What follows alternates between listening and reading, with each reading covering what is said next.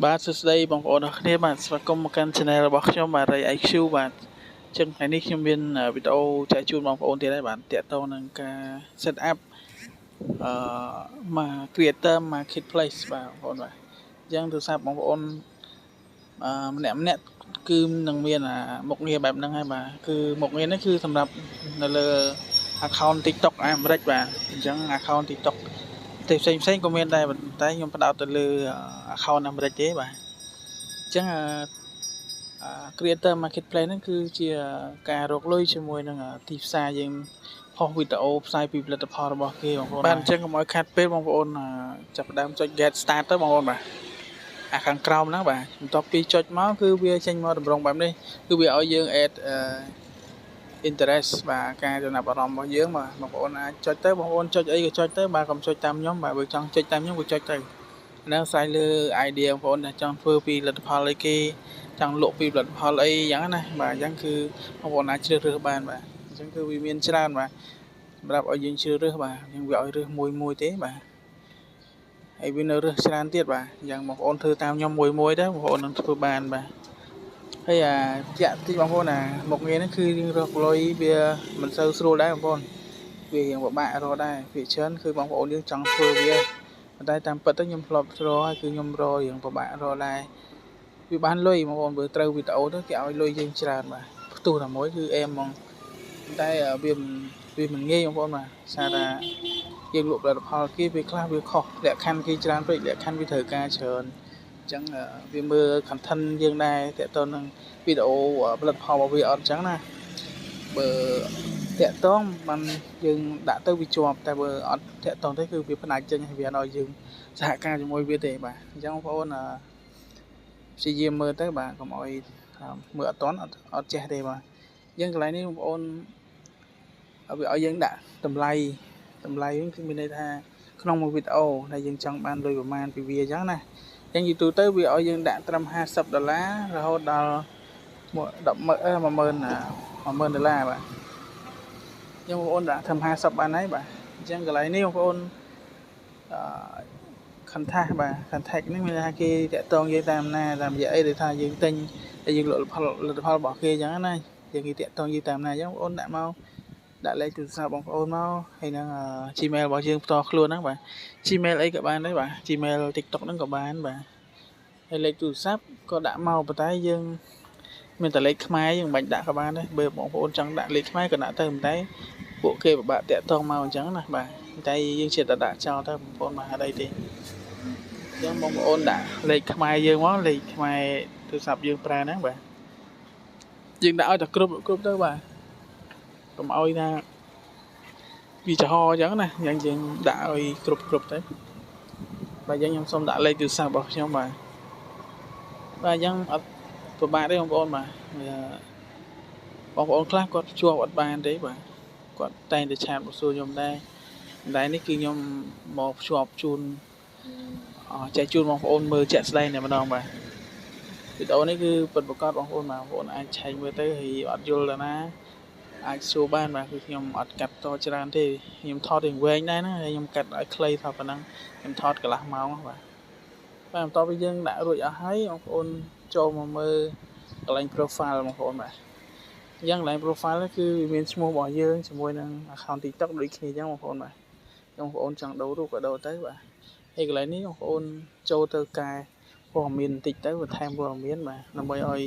បន្ទុក profile យើងហ្នឹងវាពេញ 100% បាទអញ្ចឹងកន្លែងនេះវាឲ្យយើងដាក់លេខទូរស័ព្ទនិង Gmail ម្ដងទៀតបាទនេះគឺសម្រាប់ផ្ទាល់ខ្លួននៅក្នុង profile គេចូលមកគឺឃើញអញ្ចឹងណាបាទអញ្ចឹងយើងដាក់លេខទូរស័ព្ទទៀតឬក៏មិនបាច់ដាក់ខ្មែរនេះយើងដាក់តែ Gmail មកបាទអញ្ចឹងបងប្អូនពេញកន្លែងហ្នឹងឲ្យគ្រប់ទៅវានឹងលោត 10% ឲ្យដំបូងវាឃើញតែ 30% យើងបំពេញទៅត្រឹម8ទៀតក៏បានដែរបងប្អូនបាទអញ្ចឹងខ្ញុំបំពេញ Gmail ខ្ញុំចូលបាទបន្ទាប់ចេញហើយយើងបំពេញហើយយើងចូលទៅមួយទៀតបាទនេះមិនបាច់ពេញទេបាទយើងចូលកន្លែងភាសាអញ្ចឹងបងប្អូនយកភាសាអីក៏បានដែរភាសាអង់គ្លេសភាសាបារាំងជប៉ុនចិនអញ្ចឹងទៅឬក៏ប្រទេសផ្សេងទៀតដែលបងប្អូនចង់ឲ្យផលិតផលរបស់យើងហ្នឹងនិយាយទៅវាលោត lột translate ជាភាសាគេឲ្យយើងអញ្ចឹងណាឲ្យគេមើលអញ្ចឹងណាបាទបងប្អូនដាក់អង់គ្លេសទៅបារាំងទៅ UK អញ្ចឹងទៅបាទផ្សេងទៅតែបងប្អូនបាទយើងខ្ញុំដាក់តែអង់គ្លេសមួយទេបាទអញ្ចឹងវីដេអូនេះរៀងវែងទេបងប្អូនបាទដោយសារវារៀងយូរបាទរំតែវារួចសពគ្រប់អញ្ចឹងបាទតោះមកកន្លែងនេះបងប្អូនវាយcaption បន្តិចតួចទៅបាទតាក់ទងនឹង account របស់យើងដែលយើងចង់លក់ពីលទ្ធផលអីចឹងតែខ្ញុំជឿតែសរសេរទៅទេបងប្អូនធ្វើពីលទ្ធផលអីបងប្អូនសរសេរតាមហ្នឹងទៅបាទនេះខ្ញុំជឿតែសរសេរទៅទេបាទគោលឧទាហរណ៍ទេបាទបន្ទាប់មកយើងចុចអូខេទៅគ្រីសហ្នឹងទៅបាទបន្ទាប់មកយើងបងប្អូនឃើញកន្លែងនេះ TikTok វីដេអូមានថាវាឲ្យយើងដាក់វីដេអូរបស់យើងហ្នឹងបាន3វីដេអូហ្នឹងគឺវីដេអូដែលបងប្អូនផុសរួចហ្នឹងបងប្អូនយកមកដាក់ក៏បានដែរព្រោះអាហ្នឹងគឺជាវីដេអូដែលយើងបានផុសក្នុង TikTok រួចហើយអញ្ចឹងបាទអញ្ចឹងបងប្អូនដាក់ទៅបាទបើអត់ដាក់ក៏អត់ដែរបាទបន្ទាប់មកយើងរៀបចំវាបន្ថែមទៀតបាទបងប្អូនមើលតាមហ្នឹងទៅបាទនេះខ្ញុំចុចរៀងលឿនតិចហើយបាទសារខ្ញុំដាក់ speed ឲ្យលឿនបាទភាសាខ្ញុំថតពីវែងពេកបាទបន្ទាប់មកបងប្អូនឃើញនេះវាមានដល់ 80% បាទវាឡើង 80% បាទអញ្ចឹងប៉ុណ្ណឹងក៏បានដែរបាទមិនបាច់ចាំទៅធ្វើអីទៀតទេបាទបើដាក់ 100% ក៏ល្អដែរបាទបន្ទាប់បងប្អូនចុចកន្លែង transaction history ហ្នឹងកន្លែងហ្នឹងគឺយើងដាក់ information បាទបងប្អូនចុចកន្លែងហ្នឹងទៅគឺយើងនឹងបំពេញតាក់បាទតែបងប្អូនចង់បានហ្នឹងគឺចង់បំពេញតាក់បាទឥឡូវយើងចង់បំពេញតាក់យើងចូលទៅបាទយើងបំពេញតាក់មុនយើងផុសក៏បានយើងផុសហើយរកលុយជាមួយវាសិនចាំដាក់ក៏បានដែរអត់បញ្ហាបាទឥឡូវបងប្អូនចុចកន្លែង transaction ហ្នឹងទៅដើម្បីចូលទៅបំពេញព័ត៌មានបាទយ៉ាងព័ត៌មានហ្នឹងគឺខ្ញុំដូចដដែលទេបងប្អូនការបំពេញព័ត៌មានហ្នឹងគឺដូចខ្ញុំធ្វើវីដេអូមុនអញ្ចឹងបាទតាក់ទងនឹងការ set up តាក់វិវត្ត program ហើយនឹងតាក់នឹងដូចតែគ្នាទេបាទអត់មានខុសគ្នាទេបងប្អូនអញ្ចឹងបងប្អូនមើលតាមនឹងទៅហើយបងប្អូនធ្វើតាមទៅគឺអត់មានខុសអីទេដូចតែគ្នាទេបាទវីដេអូហ្នឹងខ្ញុំបានចេញឲ្យមុនហើយបាទតើតើការបំពេញតាក់បាទអញ្ចឹងបងប្អូនចូលទៅមើលទៅវាបំពេញដូចគ្នាបងប្អូនវាអត់មានខុសគ្នាទេបាទតែវាខុសគ្នាបន្តិចបន្តួចពីរបងហ្នឹងទេបាទអញ្ចឹងយើងបំពេញឈ្មោះហើយខែឆ្នាំណាដត្រេស SSN ប្រទេសអីគឺដូចគ្នាទាំងអស់បាទហើយព័ត៌មានទាំងអស់ហ្នឹងបងប្អូនបានពីណាគឺយើងបានពីទិញបាទយើងត្រូវទិញ SSN ហ្នឹងពីអ្នកណាក៏បានដែរប៉ុន្តែបើបងប្អូនទិញពីខ្ញុំគឺខ្ញុំមានលក់ដែរអញ្ចឹងណាហើយខ្ញុំ support ជួយបងប្អូនអញ្ចឹងណាទោះតាទិញ set up ទោះតាជាប់ចប់អញ្ចឹងបាទខ្ញុំឈប់ support បាទហើយបើបងប្អូនចង់សួរអីបងប្អូនអាចឆាតមកសួរទៀតបានអញ្ចឹងណាបាទបាទអញ្ចឹងតាក់ហ្នឹងគឺយើងបំពេញតែប៉ុណ្ណឹងទេបងប្អូនបាទបងប្អូនដាក់ទៅឈ្មោះយើងឈ្មោះអីហ្នឹងយើងដាក់ចូលអស់មកមានលេខមានថ្ងៃខែឆ្នាំកំណើតអីគឺយើងដាក់ឲ្យពិតមកបងប្អូនបាទហ្នឹងហើយបញ្ជាក់ជូនបងប្អូនឥឡូវ first name ហ្នឹងយើងដាក់ឈ្មោះយើងបាទឈ្មោះខ្មែរយើងហ្នឹងឥឡូវ last name ដាក់ឈ្មោះ first name ដាក់ឈ្មោះឪពុក last name ដាក់ឈ្មោះយើងបាទដាក់ឈ្មោះខ្មែរហើយកន្លែងសញ្ជាតិ nationality ហ្នឹងបងប្អូនដាក់ Cambodia បាទដោយសារអីយើងជាសញ្ជាតិកម្ពុជាទេប៉ុន្តែយើងទៅនៅស្រុករស់នៅស្រុកអាមេរិកអីចឹងណាបាទហើយអាស័យដ្ឋានបងប្អូនដាក់តាម ISN ទាំងអស់បាទដាក់តាមអាស័យដ្ឋានអាមេរិកបងប្អូនកុំដាក់អាស័យដ្ឋាន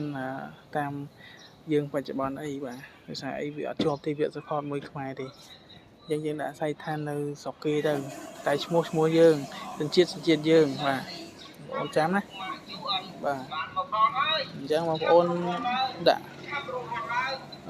ហើយខែឆ្នាំណាដែលត្រឹមត្រូវទៅដាក់តាមអត្តសញ្ញាណប័ណ្ណរបស់យើងឈ្មោះដាក់តាមអត្តសញ្ញាណប័ណ្ណដែរដាក់ឈ្មោះអង់គ្លេសបងប្អូនបាទឈ្មោះសូឡាតាំងបាទអញ្ចឹងយើងយូរទៅនេះតិចបាទខ្ញុំចុចខុសច្រើនបាទដោយសារអីខ្ញុំចុចទៅវាអត់ចេញយើង slow internet បាទបន្ទាប់មកគឺយើង បានដាក់វារួចសពគ្រប់អស់ហើយបាទបងប្អូនបាទអញ្ចឹងអត់មានអីទៀតទេបងប្អូនត្រូវដាក់តាក់សញ្ញាណប័ណ្ណខ្មែរចូលបងប្អូនបាទយ៉ាងតាក់សញ្ញាណប័ណ្ណគឺនៅកន្លែងនេះបងប្អូនបាទបងប្អូនដាក់សញ្ញាណប័ណ្ណទៅបាទហើយវាយលេខតាក់សញ្ញាណប័ណ្ណអីចូលសពគ្រប់ហើយទៅបាទបាទកន្លែងនេះគឺខ្ញុំបានដាក់រួចហើយបន្ទាប់មកបងប្អូនចុចគ្រីសមកបាទខ្ញុំបាំងកន្លែងហ្នឹងវាអត់បានបើកឲ្យមើលបាទចុចសញ្ញាគ្រីសវាមួយទៅវាលោតក្រហមហើយវាលោតបាទអញ្ចឹងបងប្អូនចុចពាក្យថា submit បាទខ្ញុំដាក់ submit ទៅគឺវាជាប់ហើយបងប្អូនបាទគឺវា review សិនបាទបើសិនជាមួយថ្ងៃ24ម៉ោងវាអត់ផ្ញើសារមកឲ្យយើងបំពេញការថ្មីទេអាហ្នឹងវាជាប់ហើយតែបើផ្ញើសារអាហ្នឹងបងប្អូនពេញអត់ជាប់ទេអញ្ចឹងបងប្អូនត្រូវកែព័ត៌មានតិចតួចទៀតចឹងបងប្អូនបាទឥឡូវគឺវាគ្រីសហើយបាទ transaction account under review បាទអញ្ចឹងវាកំពុង review ឲ្យយើងបាទអញ្ចឹងអានេះវាមានសង្ឃឹមជាប់បាទហើយបញ្ជាក់ទីបងប្អូនតាក់ទងការបំពេញតាក់creator marketplace ហ្នឹងគឺឥឡូវពិបាកមែនទេបងប្អូនបាទពិបាកភ្ជាប់បានណា account ខ្លះគឺភ្ជាប់បាន account ខ្លះអត់ទេបាទតែវាតាម account ណាបាទបាទអញ្ចឹងបងប្អូនមានចម្ងល់អាចឆាតសួរបានបាទអរគុណច្រើនបងប្អូនវីដេអូហ្នឹងមានតែប៉ុណ្្នឹងទេបាទបាយបាយបងប្អូនអរគុណ